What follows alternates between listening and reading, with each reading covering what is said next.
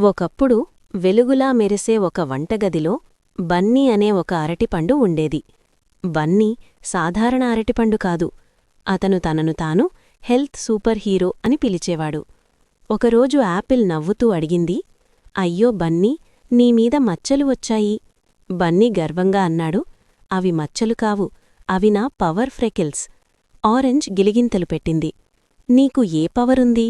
బన్నీ స్టైలుగా నిలబడి చెప్పాడు, నాలో పొటాషియం ఉంది. అది మన హృదయాన్ని బలంగా ఉంచుతుంది, కాళ్లకు మజిల్ క్రాంప్స్ రాకుండా కాపాడుతుంది. ఇంతలో ఒక చిన్న అమ్మాయి అలసటగా లోపలికి వచ్చింది. నాకు చాలా అలసటగా ఉంది, ప్రాక్టీస్కు వెళ్ళాలి.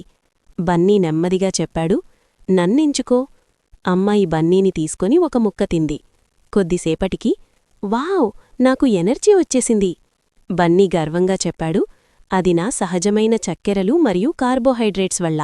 వెంటనే శక్తిస్తాను, ఎలాంటి క్రాష్ లేదు. సాయంత్రం ఆమె ఆనందంగా నవ్వుతోంది.